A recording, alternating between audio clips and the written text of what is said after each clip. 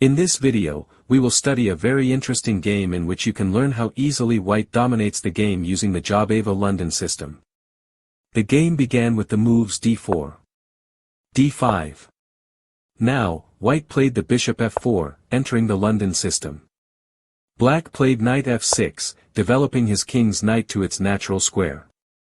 White played e3, connecting his pawns and allowing the development of his king's bishop. Black played c5, which is one of the best options. Black immediately attacks against the opponent's pawn center and, at the same time, plans to develop his queen to the b6 square, in order to attack the b2 pawn, which is unprotected since white's queen's bishop no longer defends it. White played the knight c3, developing his queen's knight, in the style of the Jobava system. If black now plays queen b6, attacking the b2 pawn, white can play knight b5, blocking the opponent's queen action and threatening to check on the c7 square, which would gain material. Black can play knight a6 to defend the c7 square and prevent the opponent's threat. White can play c3, reinforcing the defense of the d4 pawn. They can continue with moves like a4, as in the game. In the game, after the move knight c3, black played e6, connecting his pawns and allowing the development of his king's bishop. White played knight b5. This is a very effective plan to provoke knight a6, where the knight is poorly placed. Black played knight a6 to defend the c7 square and prevent the white pieces from invading that square. Now, both the knight and the rook are tied up to the defense.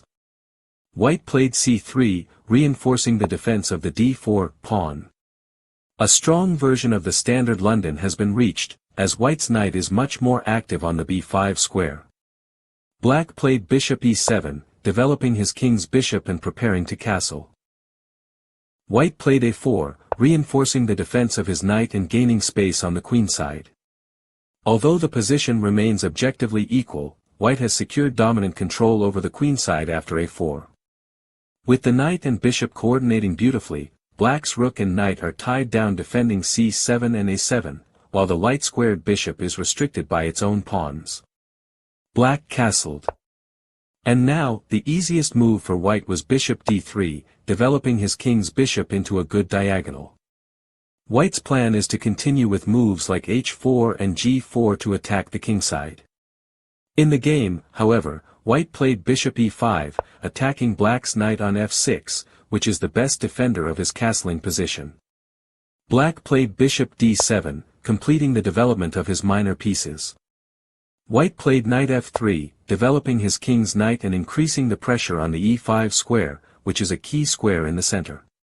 If black now plays c takes d4, white can respond with e takes d4.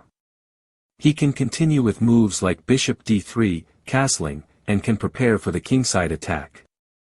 In the game, after the move knight f3, black played c4, gaining space on the queenside and preventing white's bishop from advancing to the d3 square. White played b3, attacking the opponent's pawn chain. The game continued c takes b3. Queen takes b3. Now, black played queen a5, activating his queen and beginning to put pressure on the c3 pawn, which is a weak point in white's position. White played queen b2 to defend the a1 rook and prevent any possible tactics along the a-file. Black played knight e4, centralizing the knight and increasing the pressure against the c3 square. White played bishop d3, completing the development of his minor pieces and attacking the opponent's knight. Black played f6, attacking white's bishop, with the idea of forcing it to retreat and expel it from the center.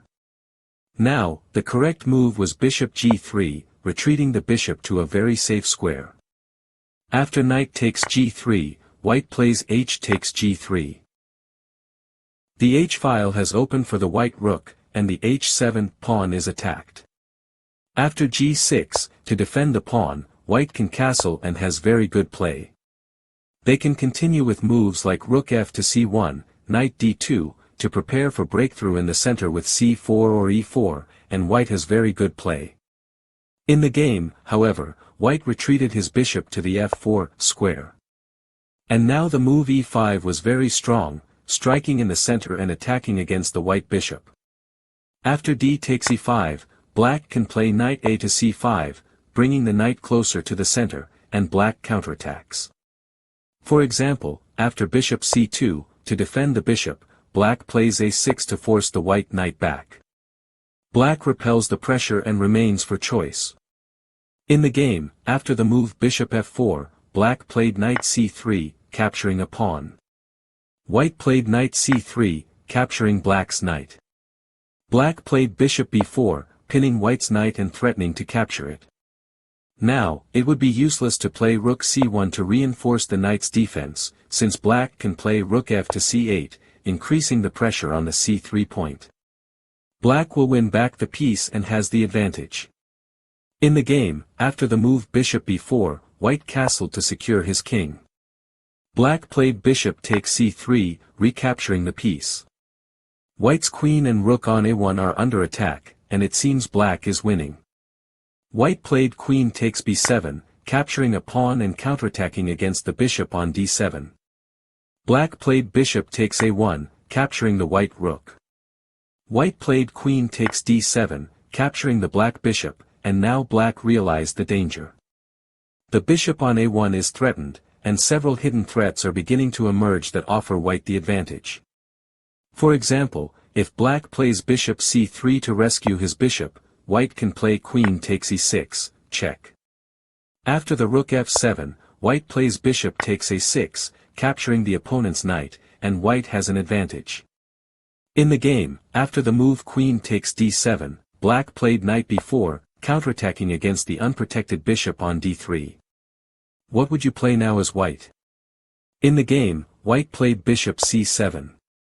The black queen is trapped, and white is winning. Black played rook f7, counterattacking against the opponent's queen. But white played queen takes f7, check, and black resigned. Since after king takes f7, white plays bishop takes a5 and has a winning advantage. A very instructive game.